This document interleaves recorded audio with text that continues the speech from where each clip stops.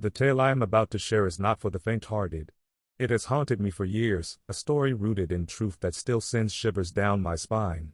This is not a Hollywood dramatization or a conjured fiction, this is my account of encountering the infamous Annabelle doll. It all began with what was supposed to be a casual trip with my friends. We were avid enthusiasts of the paranormal and had spent countless nights binge-watching documentaries, reading articles, and discussing legends of the supernatural. The Warrens, Ed, and Lorraine were always at the top of our list. Their occult museum in Monroe, Connecticut, was the ultimate destination for anyone seeking an up-close experience with artifacts of the paranormal.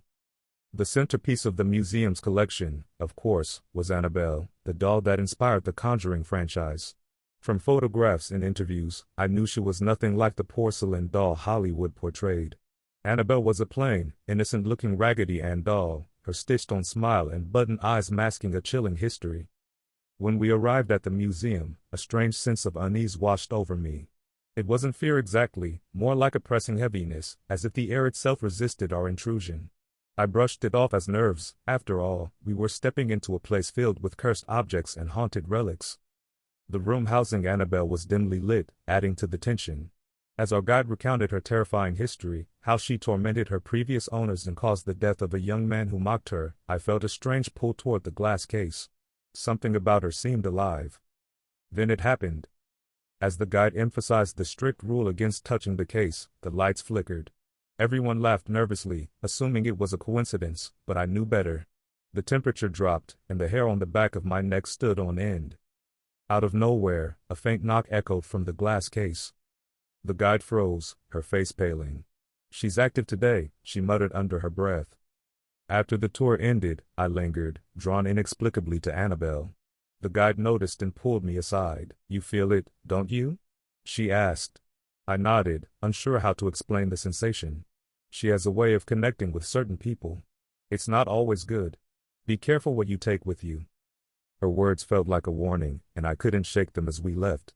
My friends joked about how creepy the place was, but I stayed quiet, lost in thought.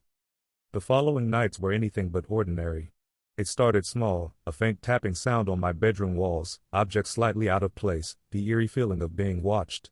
Then, one night, I woke to find the Raggedy Ann doll I had owned since childhood sitting upright on my desk, facing me. I hadn't touched her in years. From there, the activity escalated. Shadows moved across my room, whispers filled the silence, and my once safe home became a place of terror. Desperate, I reached out to a local paranormal investigator, who confirmed my worst fears. Annabelle's energy had followed me home. Whether it was her spirit or a malevolent entity pretending to be her, I had opened a door that was proving impossible to close. He advised me to cleanse the space and return to the museum to seek closure.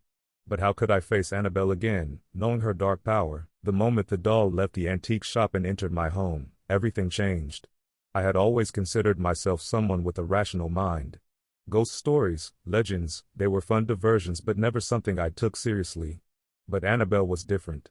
She wasn't just a doll, she was a presence. When I placed her on a shelf in the living room, I felt uneasy. I told myself it was the eerie design, the faded features of her porcelain face, the way her painted smile seemed to change under different lighting. But that night, the atmosphere in the house became heavier, like the air itself was pressing down on me. The first incident happened just a few days later. I woke up in the middle of the night to the sound of soft tapping. It was rhythmic, deliberate. At first, I thought it was the branches of the tree outside my bedroom window. But then I noticed it was coming from inside the house. I followed the sound downstairs, flashlight in hand, only to find Annabelle lying in the middle of the living room floor. I was sure I'd left her on the shelf. I returned her to her place, dismissing it as my own forgetfulness. But deep down, I couldn't shake the feeling that something was wrong. The next day, I went to work as usual, but when I came home, Annabelle was no longer on the shelf.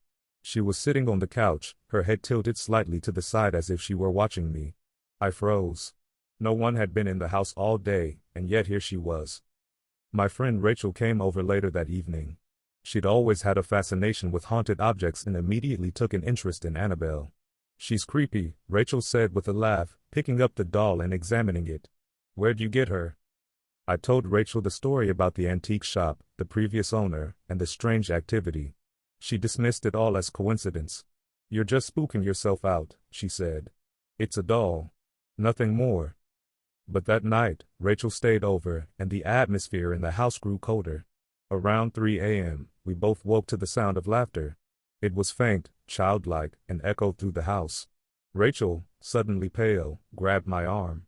"Tell me that's not the doll," she whispered. We ventured into the living room, and there she was, Annabelle, sitting in a different spot than where I'd left her before going to bed. The activity around Annabelle grew more disturbing. Doors slammed on their own. Lights flickered and burned out. I found strange markings on the walls, scratches that seemed to appear overnight. One morning, I woke up with bruises on my arms and legs, as if someone had grabbed me tightly in my sleep.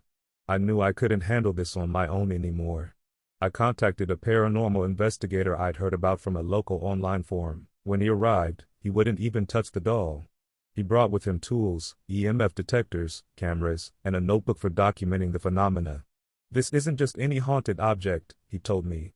"This doll has a history, and it's dangerous." He explained that objects like Annabelle often act as conduits for spirits, or worse, something demonic. The previous owner's experiences, combined with my own, painted a chilling picture. Annabelle wasn't just haunted, she was cursed.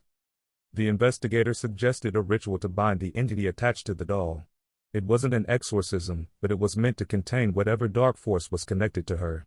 We prepared that night, setting up candles, salt, and protective sigils around the house. As the ritual began, the atmosphere in the house changed dramatically. The air became freezing, and a sense of dread filled every corner of the room. The candles flickered wildly, and then we heard it, a guttural growl, coming from Annabelle. The investigator's voice trembled as he chanted the incantation. Annabelle's head turned, slowly, impossibly, and her eyes seemed to glow faintly in the dim light. Then, with a sudden crash, the candles went out. When the lights came back on, Annabelle was no longer on the table where we placed her. She was across the room, lying on her side, with one arm stretched out as if reaching for something, or someone. The investigator looked shaken. "This is worse than I thought," he admitted. "We're dealing with something intelligent and malevolent." He left me with strict instructions: never leave Annabelle unattended and avoid provoking her. But even with the precautions, the activity didn't stop. If anything, it escalated. After the failed ritual, the activity around Annabelle intensified to terrifying levels. It was no longer just eerie movements or unexplained noises, it was outright aggression. I woke one night to the sound of shattering glass and found my bedroom mirror in pieces, the word "leave" scrawled across the wall in jagged, uneven letters. The writing wasn't paint or ink, it was deep scratches etched directly into the plaster. I knew I couldn't stay in the house alone anymore. I reached out to Rachel, who had been skeptical at first but now believed every word I said. She agreed to stay with me for a few days while I figured out what to do next. The first night Rachel stayed, she witnessed something neither of us could explain or forget. We had just settled in for the night when we heard footsteps coming from the attic above. At first, we tried to rationalize it, maybe it was an animal or a structural creak. But when the footsteps started descending the attic stairs, we froze. I grabbed a flashlight and Rachel followed close behind. The stairs creaked louder with every step we took, as though something, or someone, was walking just ahead of us. When we reached the living room, the footsteps stopped. And there she was, Annabelle, sitting in the center of the room, her head tilted at an unnatural angle, her glassy eyes staring straight at Rachel. Rachel screamed, but her scream turned into a gasp as Annabelle's head slowly rotated to face me. It wasn't just a doll anymore, it felt alive, pulsating with an energy that made the air around it feel electric. "I can't do this," Rachel whispered, tears streaming down her face. "You need to get rid of it. Now." Desperate and terrified, I began researching paranormal experts who could help. That's when I came across the names Ed and Lorraine Warren, renowned demonologists who had dealt with countless haunted objects. Reaching out to them felt like my last hope. When I contacted the Warrens, they agreed to visit, intrigued and concerned by the details I provided. They arrived at my home a few days later, and the moment Lorraine stepped inside, she visibly recoiled. "This isn't just a haunting," she said, her voice trembling. "This is a malevolent entity. And it's dangerous." Ed and Lorraine examined Annabelle carefully, using a variety of tools and rituals to gauge the severity of the situation. Lorraine, who was a clairvoyant, described feeling an overwhelming darkness emanating from the doll. "It's not a human spirit," she said. "It's something inhuman, something demonic." The Warrens proposed a cleansing ritual, one that would bind the entity to the doll and neutralize its ability to cause harm. The preparation was intense: holy water, blessed objects, and an intricate series of prayers and chants.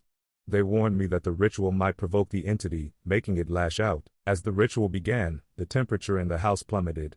The candles flickered violently, and an oppressive pressure filled the room, making it hard to breathe. Annabelle remained motionless at first, but as Ed recited the prayers, her head tilted upward, and a deep, guttural growl echoed through the house. Objects began flying off shelves, crashing into walls. The lights flickered on and off, and a horrific, sulfuric stench filled the air. Lorraine clutched her rosary tightly, her voice unwavering as she continued the prayer. Suddenly, the growling stopped. The room fell eerily silent. Then, without warning, Annabelle flew across the room, slamming into the wall with a force that cracked the plaster. But the Warrens remained steadfast, completing the ritual. When it was over, the atmosphere in the house felt lighter, less oppressive. Ed carefully placed Annabelle in a secure case lined with blessed objects, ensuring the entity would remain bound to the doll and unable to harm anyone else. The Warrens took Annabelle with them, adding her to their infamous collection of haunted objects. They placed her in a specially designed glass case at their occult museum, where she remains to this day. The case bears a sign, warning, positively do not open. Despite the precautions, the Warrens reported that Annabelle still exerts her influence from within the case. Visitors to the museum have claimed to feel uneasy, some even fainting in her presence. The Warrens believed that Annabelle's power wasn't entirely neutralized, only contained. After Annabelle was removed from my home, life slowly returned to normal. The oppressive feeling, the noises, the violent incidents, they all stopped. But I couldn't forget the experience. It left me with a deep respect for the unseen forces in our world and a firm belief in the existence of evil. To this day, I avoid dolls, antique shops, and anything that could potentially carry a dark history. And whenever I see a story about Annabelle in the media, I can't help but shudder, remembering the nightmare I lived through. If there's one thing I've learned, it's this: some objects are better left alone. Curiosity might lead you to something you can't understand or control. Annabelle is a chilling reminder that the line between our world and the supernatural is thinner than we think. Thank you for joining me on this terrifying journey. If you enjoyed this story, don't forget to like, comment, and share. Stay tuned for more spine-chilling tales of the paranormal.